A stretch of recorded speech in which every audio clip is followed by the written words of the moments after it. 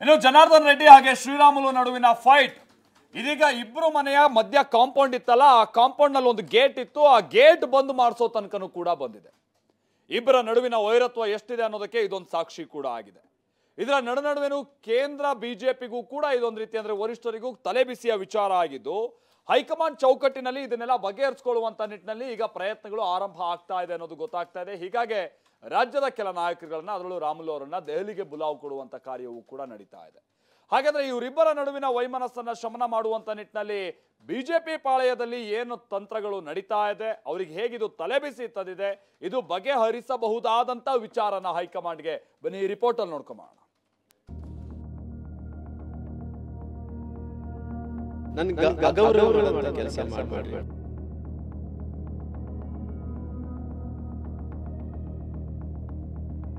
ಭಾರತೀಯ ಜನತಾ ಪಾರ್ಟಿಯಲ್ಲಿಯೂ ಸಹಿತ ಅಸಮಾಧಾನ ಆಗ್ತಾ ಇರುವಂತದ್ದು ಸತ್ಯ.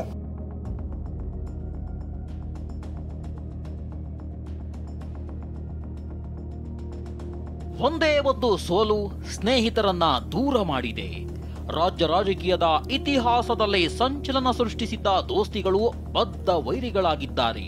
ಬಳ್ಳಾರಿ ಮಣ್ಣಿನಲ್ಲಿ ಧೂಳೆಬ್ಬಿಸಿದ್ದ ಕುಚ್ಚಿಕೂಗಳು ನಾನಾ ನೀನಾ ಅನ್ನೋ ಸಮರಕ್ಕೆ ಸಜ್ಜಾಗಿದ್ದಾರೆ. ಸದ್ಯ ರೆಡ್ಡಿ ರಾಮುಲು ಫೈಟ್ ಮನೆ ಗೇಟ್ ಮುಚ್ಚೋವರೆಗೂ ಬಂದು ನಿಂತಿದೆ. ಕೇವಲ 50 ಮೀಟರ್ ಅಂತರದಲ್ಲಿರುವ ರೆಡ್ಡಿ ರಾಮುಲು ಮನೆಗಳ ಸಂಪರ್ಕ ಬಂದ್ ಆಗಿದೆ. ಬಳ್ಳಾರಿ ಅವಂಬಾವಿಯಲ್ಲಿರೋ ರಾಮುಲು ನಿವಾಸದಲ್ಲಿ ಕಾಂಪೌಂಡ್ಗೆ ಇದ್ದ ಗೇಟ್ ತೆಗೆಸಿ ಸಿಮೆಂಟ್ ಬ್ಲಾಕ್ ಹಾಕಿದ್ದಾರೆ. ಇಬ್ಬರ ನಡುವೆ ವೈಮನಸ್ಸು ಹೆಚ್ಚಾಗ್ತಿದ್ದಂತೆ ವಾಸ್ತು ಹೆಸರಿನಲ್ಲಿ ರಾಮುಲು ಗೇಟ್ ಬಂದ್ ಮಾಡಿದ್ದಾರೆ.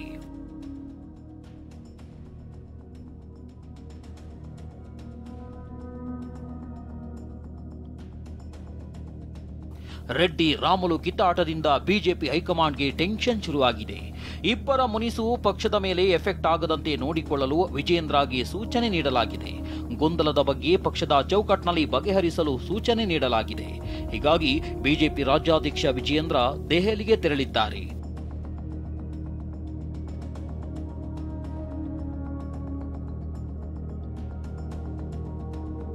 ರೆಡ್ಡಿ ರಾಮುಲು ಸಂಧಾನದ ಜವಾಬ್ದಾರಿಯನ್ನ ಬಿಜೆಪಿ ಹೈಕಮಾಂಡ್ ಕೇಂದ್ರ ಸಚಿವ ಪ್ರಹ್ಲಾದ್ ಜೋಶಿ ಹೆಗಲಿಗೆ ಹೊರಿಸಿದೆ. ಈಗಾಗಲೇ ಶ್ರೀರಾಮು ಜೊತೆ ಜೆಪಿ ನಡ್ಡಾ ಮಾತುಕತೆ ನಡೆಸಿದ್ದು, ದುಡುಕಿನ ನಿರ್ಧಾರ ತೆಗೆದುಕೊಳ್ಳಬಾರದೆಂದು ಹೇಳಿದ್ದಾರೆ.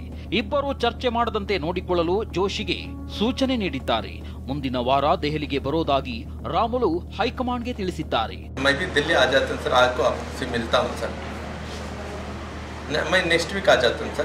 नहीं श्योर सर, पार्टी के साथ यही कदम को मैं स्टेटमेंट कर देता हूँ सर. हाँ सर, सर बाद में आपको मैं क्लैरिटी से जो कुछ भी है आपको बताता हूँ सर. बाद में जो कुछ भी आप बोलते हैं मैं सुनता हूँ sir. Okay, thank you sir. ನಿನ್ನೆ ಬಳ್ಳಾರಿ ಮನೆಯಲ್ಲೂ ಶ್ರೀರಾಮುಲು ಬೆಂಬಲಿಗರ ಜೊತೆ ಸಭೆ ನಡೆಸಿ ಅಭಿಪ್ರಾಯ ಸಂಗ್ರಹಿಸಿದ್ರು. ರೆಡ್ಡಿ ಸುದ್ದಿಗೋಷ್ಠಿ ಬಳಿಕ ಫೋನ್ನಲ್ಲೇ ಬ್ಯುಸಿ ಇದ್ರು. ಇಂದು ಕೂಡ ವಿವಿಧ ಜಿಲ್ಲೆಗಳಿಂದ ಆಗಮಿಸಿದ್ದ ಮುಖಂಡರೊಂದಿಗೆ ಅತ್ಯಾಪ್ತರೊಂದಿಗೆ ರಾಮುಲು ಸಮಾಲೋಚನೆ ನಡೆಸಿದ್ದಾರೆ. ಕೋರ್ ಕಮಿಟಿ ಸಭೆಯಲ್ಲಿ ಬಿಜೆಪಿ ರಾಜ್ಯಾಧ್ಯಕ್ಷ ಬಿವೈ ವಿಜೇಂದ್ರ ನನ್ನ ಪರವಾಗಿ ಮಾತನಾಡಿಲ್ಲ ಅಂತ ಶ್ರೀರಾಮುಲು ಆಕ್ರೋಶ ವ್ಯಕ್ತಪಡಿಸಿದ್ರು. ಈ ಬಗ್ಗೆ ಪ್ರತಿಕ್ರಿಯೆ ನೀಡಿರೋ ಶ್ರೀರಾಮುಲು, ವಿಜೇಂದ್ರ ಕರೆ ಮಾಡಿ ನಿಮ್ಮ ಜೊತೆ ನಾವಿದ್ದೇವೆ ಅಂತ ತಿಳಿಸಿದ್ದಾರೆಂದು ಹೇಳಿದ್ರು. ಒಂದು ವಾರದ ಬಳಿಕ ದೆಹಲಿಗೆ ಹೋಗಿ ಚರ್ಚಿಸೋದಾಗಿ ತಿಳಿಸಿದ್ರು. ನಾನು ಡೆಲ್ಲಿಗೆ ಹೋಗ್ತೀನಿ, ಮೋಸ್ಟ್ಲಿ ಆದಷ್ಟು ಶೀಘ್ರದಲ್ಲೇ ನನಗೆ ಅಪಾಯಿಂಟ್ಮೆಂಟ್ ಅಂದರೆ ನಾನು ಹೋಗಿ ನನ್ನ ಮನಸ್ಸಲ್ಲಿರುವಂಥ ಎಲ್ಲ ವಿಚಾರಗಳನ್ನು, ಯಾಕಂದರೆ ನಾನು ಯಾವತ್ತೂ ಕೂಡ ಏನು ಬಯಸ್ತೀನಂದರೆ ನಾನೊಬ್ಬ ಕೂಲಿಕಾರನಿಂದಂತೆ ನಾನು ಎಷ್ಟು ಕಷ್ಟಪಡ್ತೀನಿ ಅಷ್ಟು ಕೂಲಿ ಕೊಡ್ರಿ ಅಂತ ಕೇಳೋವಂಥವ್ನು. ನನ್ನ ಕಷ್ಟಕ್ಕೆ ಕೂಲಿ ಕೊಡ್ರಿ, ನನಗೆ ಅಗೌರವ ಮಾಡೋಂಥ ಕೆಲಸ ಮಾಡಬೇಡ್ರಿ, ನನಗೆ ಸ್ವಾಭಿಮಾನಕ್ಕೆ ಯಾವತ್ತೂ ಕೂಡ ತೊಂದರೆ ಮಾಡೋಂಥ ಕೆಲಸ ಮಾಡಬೇಡ್ರಿ. ನನ್ನ ಜೀವನನೇ ಸ್ವಾಭಿಮಾನ ಸಲುವಾಗಿ ನಾನು ಬದುಕಿದ್ದೀನಿ. ರೆಡ್ಡಿ ರಾಮುಲು ಜಟಾಪಟಿ ನಡುವೆ ರೆಬಲ್ಸ್ ಆಕ್ಟಿವ್ ಆಗಿದ್ದಾರೆ. ಬೆಂಗಳೂರಿನ ಸದಾಶಿವನಗರದ ಮಾಜಿ ಸಚಿವ ಕುಮಾರ್ ಬಂಗಾರಪ್ಪ ನಿವಾಸದಲ್ಲಿ ಸಭೆ ನಡೆಸಿದ್ದಾರೆ. ಮೀಟಿಂಗ್ನಲ್ಲಿ ರಾಮುಲು ಅಸಮಾಧಾನದ ಬಗ್ಗೆ ಚರ್ಚೆ ನಡೆಸಿದ್ದಾರೆ. ಮುಂದೆ ಶ್ರೀರಾಮುಲು ಕೈ ಜೋಡಿಸಬಹುದೆಂಬ ನಿರೀಕ್ಷೆಯಲ್ಲಿ ರೆಬಲ್ಸ್ ಇದ್ದಾರೆ. ಉದ್ದೇಶ ಒಂದೇ ಆಗಿದ್ರಿಂದ ಒಟ್ಟಾಗಿ ಹೋರಾಡಬಹುದು ಅಂತ ಯೋಚಿಸಿದ್ದಾರೆ. ಇನ್ನು ಮೊನ್ನೆ ನಡೆದ ಬಿಜೆಪಿ ಕೋರ್ ಕಮಿಟಿ ಸಭೆಗೆ ರಾಮುಲು ಬೇಸರದಲ್ಲೇ ಆಗಮಿಸಿದ್ರು. ಅಶೋಕ್ ಸಿಟಿ ರವಿ ಬಳಿ ರಾಮುಲು ಚರ್ಚಿಸಿದ್ರು. ಮಾತನಾಡೋಣ ಎಂದು ಅಶೋಕ್ ಸಮಾಧಾನ ಮಾಡಿದ್ರು. ಆದರೆ ಸಭೆಯಲ್ಲಿ ಸೋಲಿಗೆ ನೀವೇ ಕಾರಣ ಎಂದು ರಾಧಾ ಮೋಹನ್ ದಾಸ್ ಹೇಳ್ತಿದ್ದಂತೆ ರಾಮುಲು ಕೆಂಡ ಕಾರಿದ್ರು ಅನ್ನೋ ಮಾಹಿತಿ ಹೊರಬಿದ್ದಿದೆ. ಇನ್ನು ಬಿಜೆಪಿಯಲ್ಲಿ ಇತ್ತೀಚೆಗೆ ಅಸಮಾಧಾನ ಇರೋದು ಸತ್ಯ ಅಂತ ರಾಜ್ಯ ಬಿಜೆಪಿ ಉಪಾಧ್ಯಕ್ಷ ಮುರುಗೇಶ್ ನಿರಾಣಿ ಒಪ್ಪಿಕೊಂಡಿದ್ದಾರೆ. ಅಲ್ಲದೆ ಯತ್ನಾಳ್ ಉಚ್ಚಾಟನೆಗೆ ಮಾಜಿ ಶಾಸಕರ ಆಗ್ರಹದ ಬಗ್ಗೆ ಪ್ರತಿಕ್ರಿಯೆ ನೀಡಿದ ನಿರಾಣಿ, ಸಾಮಾನ್ಯ ಕಾರ್ಯಕರ್ತನೂ ಉಚ್ಚಾಟನೆ ಆಗಬಾರದು, ಬಸನಗೌಡ ಪಾಟೀಲ್ ಯತ್ನಾಳ್ಗೆ ಅನುಭವ ಇದೆ ಎಂದಿದ್ದಾರೆ. ಇತ್ತೀಚಿನ ದಿನಗಳಲ್ಲಿ ಭಾರತೀಯ ಜನತಾ ಪಾರ್ಟಿಯಲ್ಲಿಯೂ ಸಹಿತ ಅಸಮಾಧಾನ ಆಗ್ತಾ ಇರುವಂಥದ್ದು ಸತ್ಯ. ನಾವೇನಾದ್ರೂ ಒಬ್ಬರೇ ಏನೂ ಇಲ್ಲ ಅಂತ ಹೇಳಿದ್ರೆ ಬೆಂಕಿ ಇರಲಾರ್ದೇ ಹೊಗೆಯಾಡಲ್ಲ. ಸಣ್ಣ ಪುಟ್ಟ ಇದೆ, ಆದರೆ ಎಲ್ಲರೂ ಆ ಚೌಕಟ್ಟಿನ ಒಳಗಡೆ ಸರಿಯಾಗುವಂಥ ಸ್ಥಾನದಲ್ಲಿ ಈಗೇನು 2-3 ಗ್ರೂಪ್ ಅದಾವ ಅನ್ನುವಂಥದ್ದು ಉದಾಹರಣೆಗಳನ್ನು ಹೇಳಿದರೆ ಅದು ಸರಿ ಮಾಡುವಂಥದ್ದು ನಮ್ಮ ರಾಷ್ಟ್ರೀಯ ನಾಯಕರ ಕಡೆಯಿಂದ ಸಾಧ್ಯ ಇದೆ. ಇನ್ನು ನಮ್ಮ ಕೈ ತಪ್ಪಿ ಯಾವುದೂ ಹೋಗಿಲ್ಲ. ನಮ್ಮ ವೈಯಕ್ತಿಕವಾಗಿರುವಂಥ ವಿಚಾರಗಳನ್ನು ಯಾವುದೇ ಒಬ್ಬ ಸಾಮಾನ್ಯ ಕಾರ್ಯಕರ್ತ ಸಹಿತ ಉಚ್ಚಾಟನೆ ಆಗಬಾರ್ದು.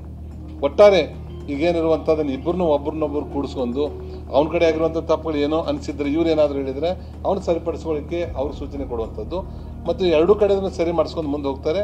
ಇದರಿಂದ ಯಾವುದೂ ಗೊಂದಲ ಆಗೋದಿಲ್ಲ ಅಂತ ನಾನು ವೈಯಕ್ತಿಕವಾಗಿರುವಂಥದ್ದು. ನಮ್ಮ ರಾಷ್ಟ್ರೀಯ ಅಧ್ಯಕ್ಷರು ಅಮಿತ್ ಶಾಜಿ ಅವರು ಮತ್ತು ಮೋದಿಜಿಯವರು ಸೇರಿ ಅದಕ್ಕೊಂದು ನಿರ್ಧಾರ ತೆಗೆದುಕೊಳ್ತಾರೆ. ಬಿಜೆಪಿಯಲ್ಲಿನ ಆಂತರಿಕ ಭಿನ್ನಮತ ಮಂಡಳಿಗೂ ವಿಸ್ತರಣೆಯಾಗಿದೆ. ಚನ್ನಗಿರಿ ವಿಧಾನಸಭಾ ಕ್ಷೇತ್ರದ ಅಧ್ಯಕ್ಷರಾಗಿ 2 ಗುಂಪುಗಳಿಂದ ಇಬ್ಬರನ್ನ ಆಯ್ಕೆ ಮಾಡಲಾಗಿದೆ. ವಿಜೇಂದ್ರ ಬಣ ಮತ್ತು ಯತ್ನಾಳ್ ಗುಂಪಿನಿಂದ ಪ್ರತ್ಯೇಕ ತಾಲೂಕಾಧ್ಯಕ್ಷರನ್ನ ನೇಮಕಗೊಳಿಸಲಾಗಿದೆ. ಇದರಿಂದ ಕಾರ್ಯಕರ್ತರಲ್ಲಿ ಗೊಂದಲ ಹೆಚ್ಚಾಗಿದೆ.